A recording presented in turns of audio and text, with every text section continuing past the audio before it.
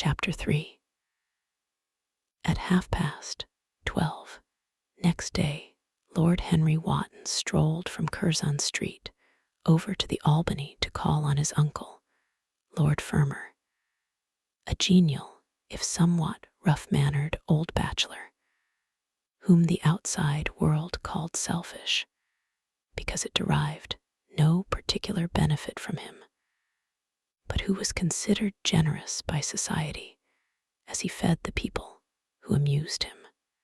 His father had been our ambassador at Madrid when Isabella was young and prim, unthought of, but had retired from the diplomatic service in a capricious moment of annoyance on not being offered the embassy at Paris, a post to which he considered that he was fully entitled by reason of his birth, his indolence, the good English of his dispatches, and his inordinate passion for pleasure. The son, who had been his father's secretary, had resigned along with his chief, somewhat foolishly, as was thought at the time, and on succeeding some months later to the title, had set himself to the serious study of the great aristocratic art of doing absolutely nothing. He had 2 large town houses, but preferred to live in chambers, as it was less trouble, and took most of his meals at his club. He paid some attention to the management of his collieries in the Midland counties, excusing himself for this taint of industry on the ground that the one advantage of having coal was that it enabled a gentleman to afford the decency of burning wood on his own hearth. In politics, he was a Tory, except when the Tories were in office, during which period he roundly abused them for being a pack of radicals. He was a hero to his valet, who bullied him, and a terror to most of his relations, whom he bullied in turn. Only England could have produced him, and he always said that the country was going to the dogs. His principles were out of date, but there was a good deal to be said for his prejudices. When Lord Henry entered the room, he found his uncle sitting in a rough shooting coat, smoking a cheroot and grumbling over the Times. "Well, Harry," said the old gentleman, "what brings you out so early? I thought you dandies never got up till 2, and were not visible till 5. Pure family affection, I assure you, Uncle George. I want to get something out of you. Money, I suppose," said Lord Fermor, making a wry face. "Well, sit down and tell me all about it. Young people nowadays imagine that money is everything." "Yes," murmured Lord Henry, settling his buttonhole in his coat, "and when they grow older they know it. But I don't want money. It is only people who pay their bills who want that, Uncle George, and I never pay mine. Credit is the capital of a younger son, and one lives charmingly upon it. Besides, I always deal with Dartmoor's tradesmen, and consequently they never bother me. What I want is information, not useful information, of course, useless information. Well, I can tell you anything that is in an English blue book, Harry, although those fellows nowadays write a lot of nonsense. When I was in the diplomatic, things were much better, but I hear they let them in now by examination. What can you expect? Examinations, sir, are pure humbug from beginning to end. If a man is a gentleman, he knows quite enough, and if he is not a gentleman, whatever he knows is bad for him. Mr. Dorian Gray does not belong to blue books, Uncle George," said Lord Henry languidly. "Mr. Dorian Gray? Who is he?" asked Lord Fermor, knitting his bushy white eyebrows. "That is what I have come to learn, Uncle George, or rather, I know who he is. He is the last Lord Kelso's grandson. His mother was a Devereux, Lady Margaret Devereux. I want you to tell me about his mother. What was she like? Whom did she marry? You have known nearly everybody in your time, so you might have known her. I am very much interested in Mr. Gray at present. I have only just met him. Kelso's grandson, echoed the old gentleman. Kelso's grandson, of course. I knew his mother intimately. I believe I was at her christening. She was an extraordinarily beautiful girl, Margaret Devereux, and made all the men frantic by running away with a penniless young fellow, a mere nobody, sir, a subaltern in a foot regiment, or something of that kind. Certainly. I remember the whole thing as if it happened yesterday. The poor chap was killed in a duel at Spa a few months after the marriage. There was an ugly story about it. Said Kelso got some rascally adventurer, some Belgian brute, to insult his son-in-law in public, paid him, sir, to do it, paid him, and that the fellow spitted his man as if he had been a pigeon. The thing was hushed up, but egad, Kelso ate his chop alone at the club for some time afterwards. He brought his daughter back with him, I was told, and she never spoke to him again. Oh, yes, it was a bad business. The girl died, too, died within a year. So she left a son, did she? I had forgotten that. What sort of boy is he?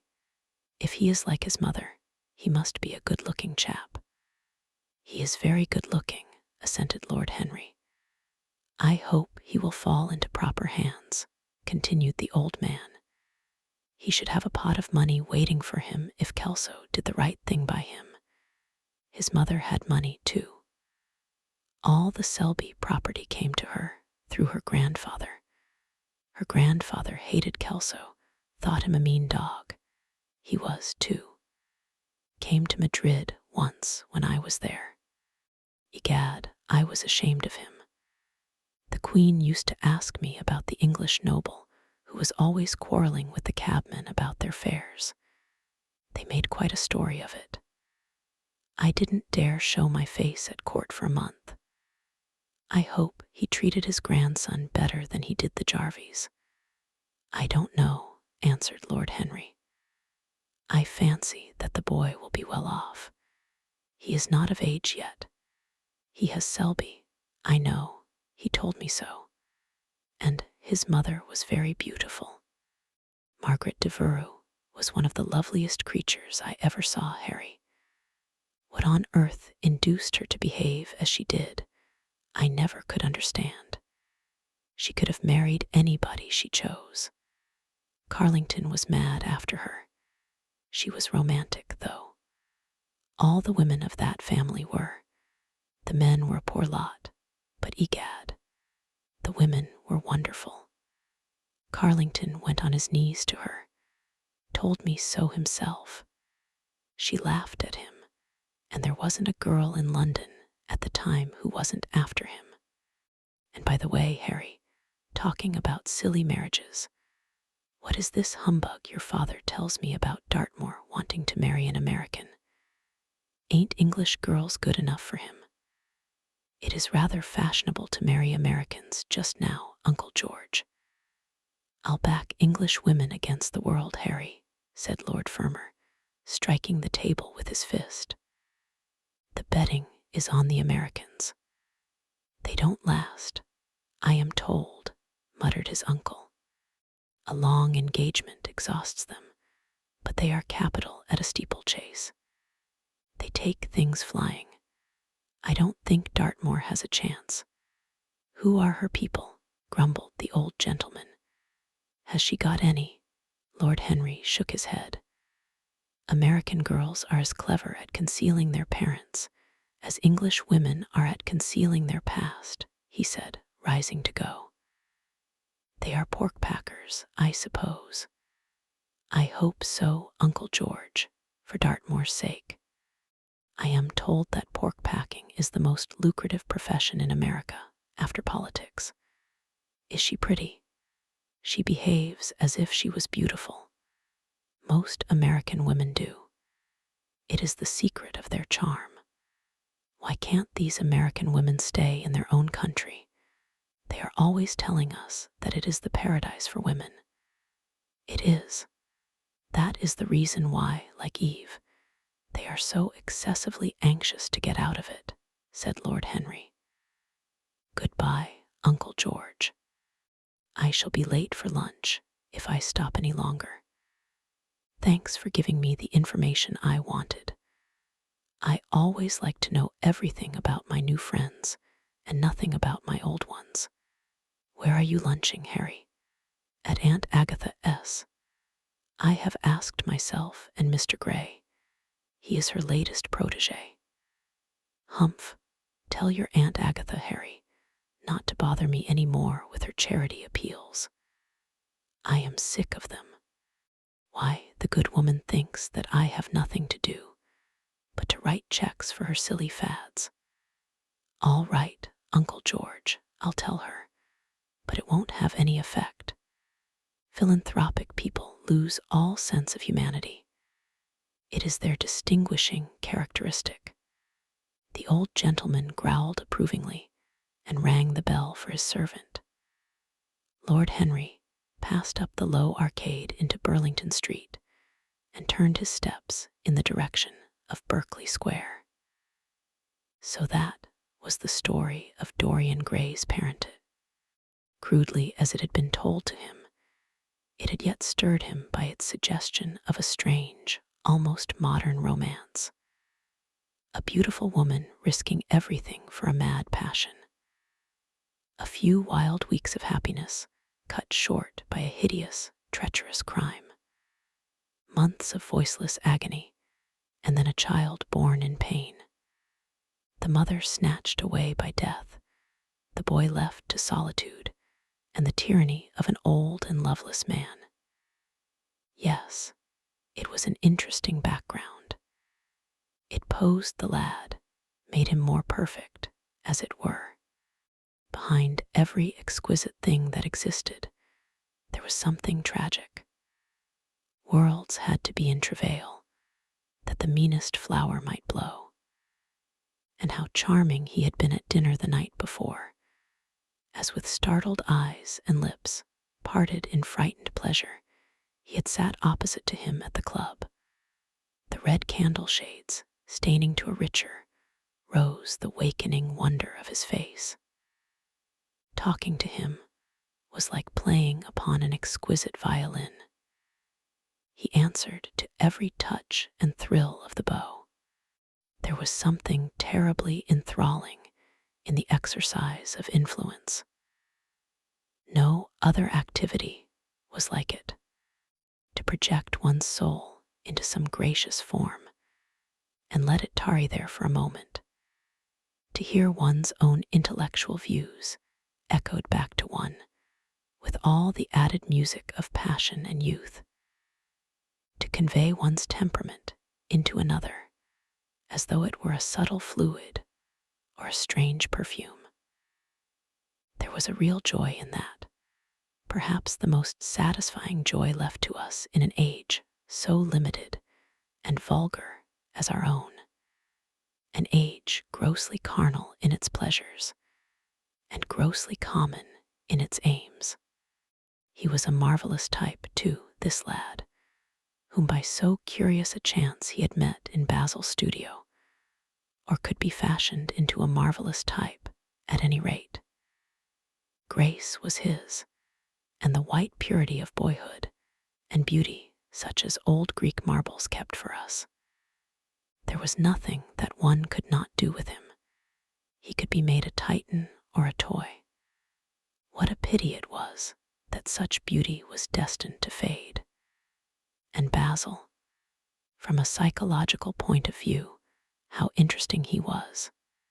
The new manner in art, the fresh mode of looking at life, suggested so strangely by the merely visible presence of one who was unconscious of it all, the silent spirit that dwelt in dim woodland and walked unseen in open field, suddenly showing herself, dryad-like and not afraid, because in his soul who sought for her, there had been wakened that wonderful vision to which alone are wonderful things revealed, the mere shapes and patterns of things becoming, as it were, refined and gaining a kind of symbolical value, as though they were themselves patterns of some other and more perfect form, whose shadow they made real.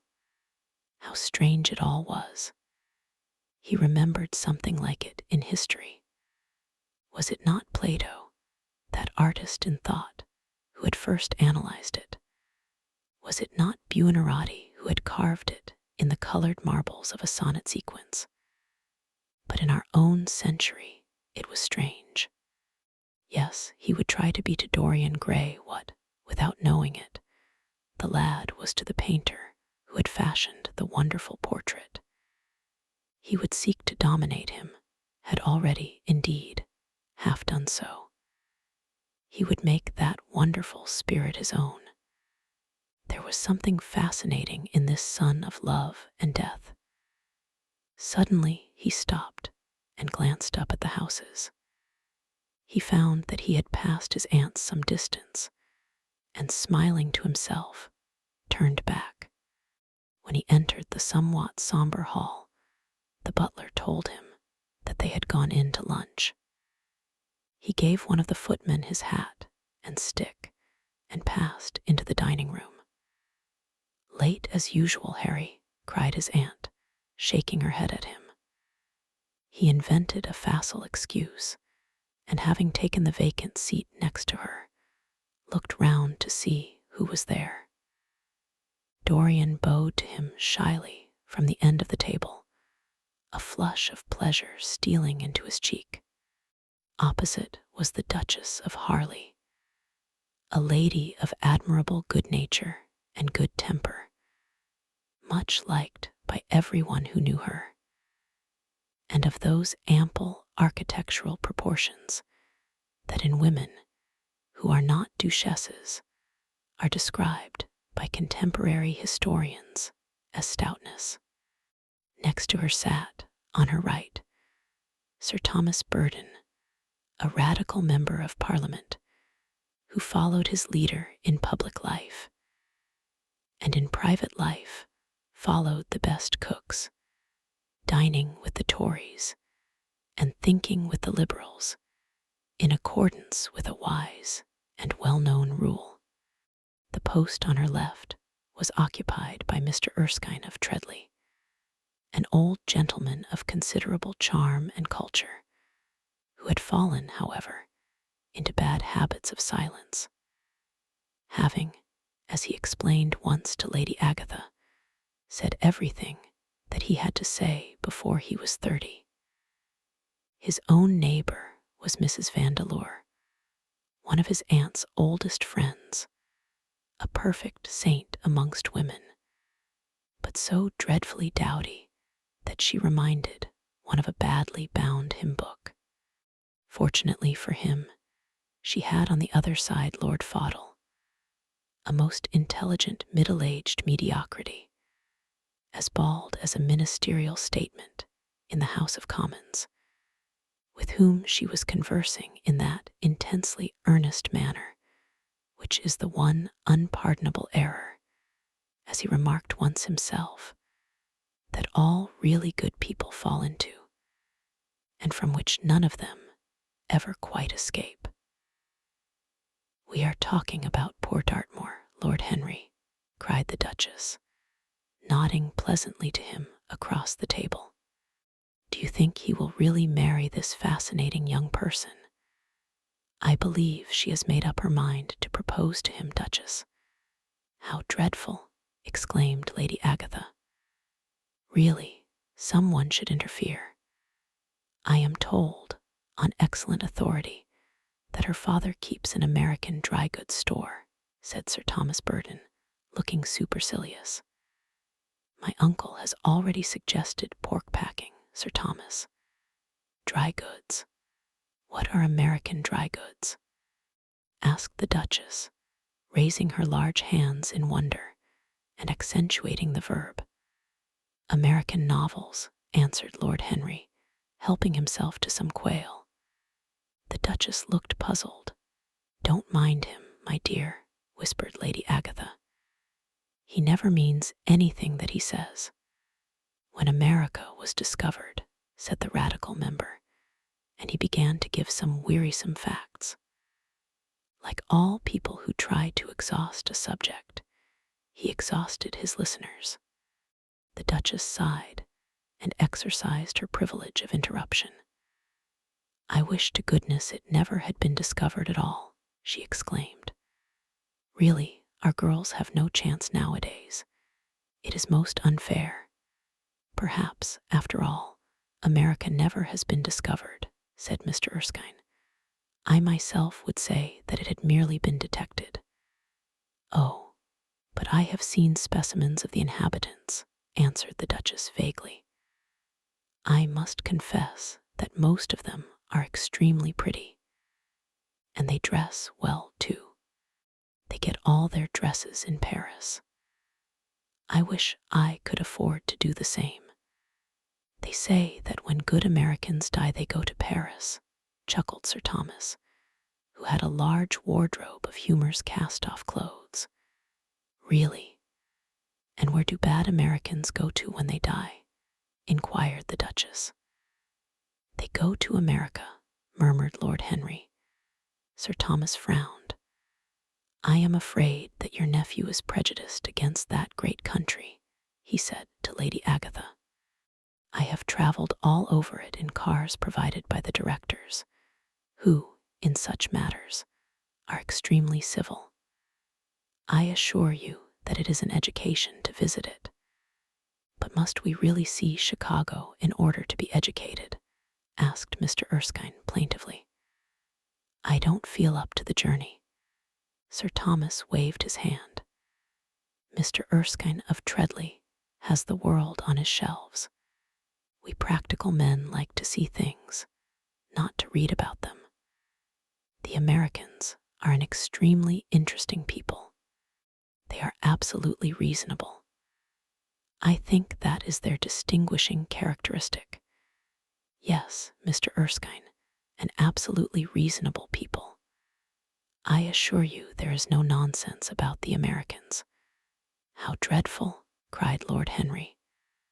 I can stand brute force, but brute reason is quite unbearable.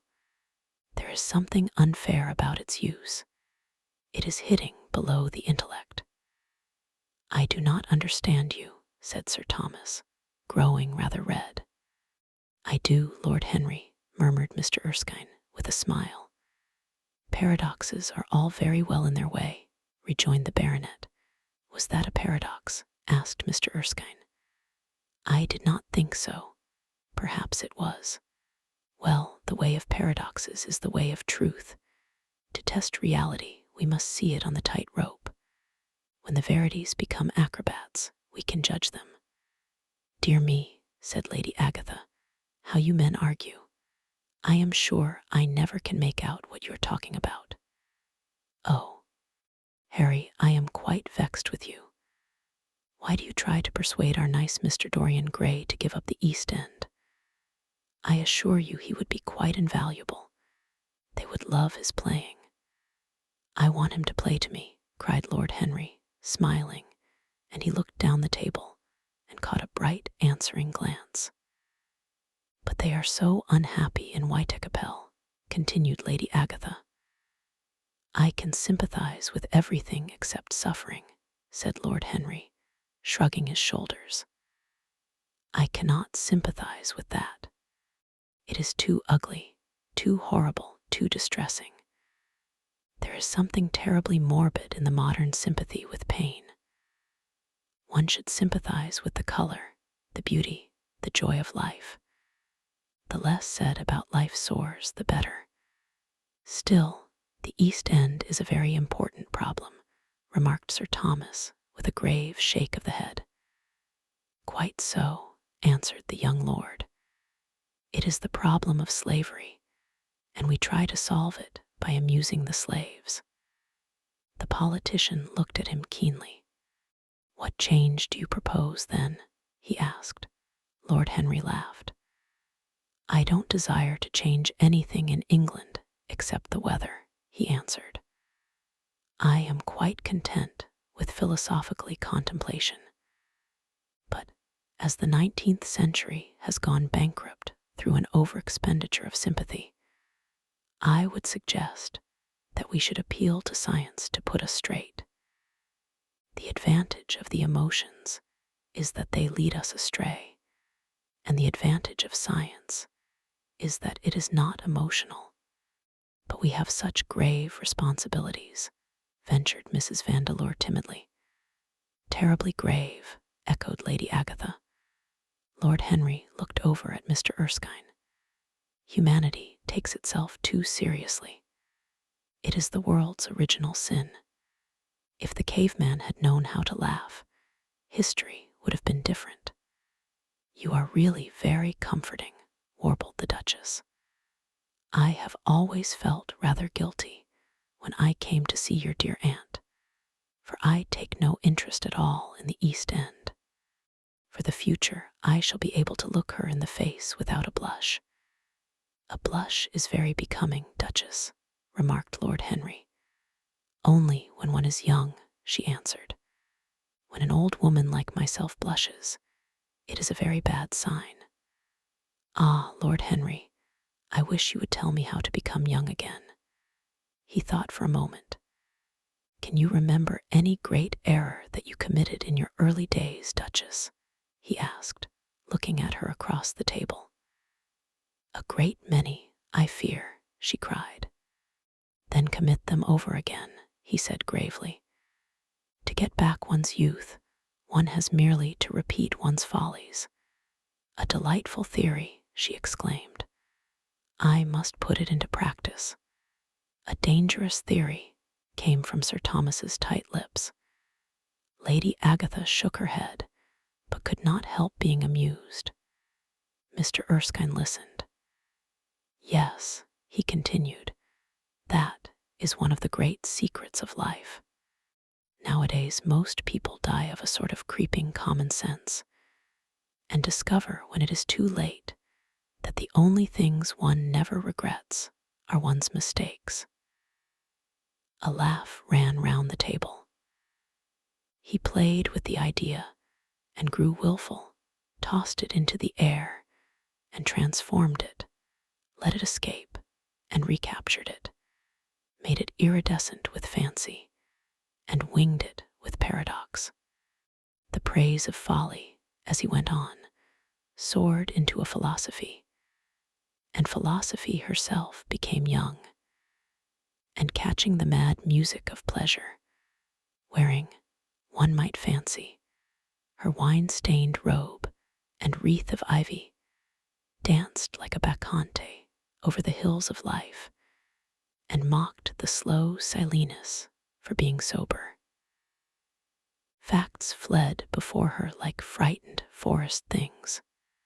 Her white feet trod the huge press at which wise Omar sits, till the seething grape juice rose round her bare limbs in waves of purple bubbles, or crawled in red foam over the vat's black, dripping, sloping sides. It was an extraordinary improvisation. He felt that the eyes of Dorian Gray were fixed on him, and the consciousness that amongst his audience there was one whose temperament he wished to fascinate seemed to give his wit keenness and to lend color to his imagination. He was brilliant, fantastic, irresponsible. He charmed his listeners out of themselves, and they followed his pipe, laughing. Dorian Gray never took his gaze off him, but sat like one under a spell, smiles chasing each other over his lips, and wonder growing grave in his darkening eyes. At last, liveried in the costume of the age, reality entered the room in the shape of a servant to tell the Duchess that her carriage was waiting. She wrung her hands in mock despair. "How annoying," she cried. "I must go. I have to call for my husband at the club, to take him to some absurd meeting at Willis's rooms, where he is going to be in the chair. If I am late, he is sure to be furious, and I couldn't have a scene in this bonnet. It is far too fragile. A harsh word would ruin it. No, I must go, dear Agatha. Goodbye, Lord Henry. You are quite delightful and dreadfully demoralizing. I am sure I don't know what to say about your views. You must come and dine with us some night. Tuesday. Are you disengaged Tuesday? For you I would throw over anybody, Duchess," said Lord Henry with a bow. "Ah, that is very nice and very wrong of you," she cried. "So mind you come." And she swept out of the room, followed by Lady Agatha and the other ladies. When Lord Henry had sat down again, Mr. Erskine moved round, and taking a chair close to him, placed his hand upon his arm. "You talk books away," he said. "Why don't you write one?" "I am too fond of reading books to care to write them, Mr. Erskine. I should like to write a novel, certainly. A novel that would be as lovely as a Persian carpet and as unreal. But there is no literary public in England for anything except newspapers, primers, and encyclopedias. Of all people in the world, the English have the least sense of the beauty of literature." "I fear you are right," answered Mr. Erskine. "I myself used to have literary ambitions, but I gave them up long ago.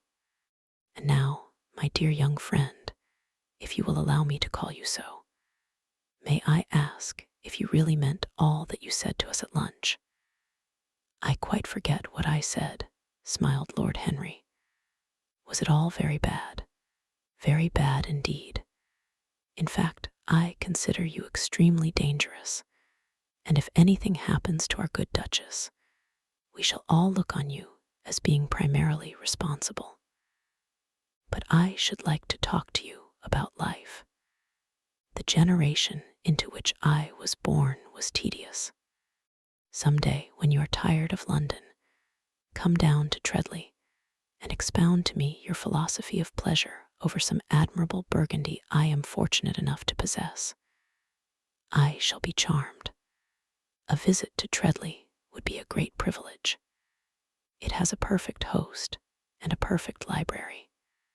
"You will complete it," answered the old gentleman with a courteous bow. "And now I must bid good-bye to your excellent aunt. I am due at the Athenaeum. It is the hour when we sleep there. All of you, Mr. Erskine. 40 of us in 40 armchairs. We're practicing for an English Academy of Letters." Lord Henry laughed and rose. "I am going to the park," he cried. As he was passing out of the door, Dorian Gray touched him on the arm. "Let me come with you," he murmured. "But I thought you had promised Basil Hallward to go and see him," answered Lord Henry. "I would sooner come with you, yes. I feel I must come with you. Do let me. And you will promise to talk to me all the time. No one talks so wonderfully as you do." "Ah, I have talked quite enough for today," said Lord Henry, smiling. "All I want now is to look at life. You may come and look at it with me, if you care to."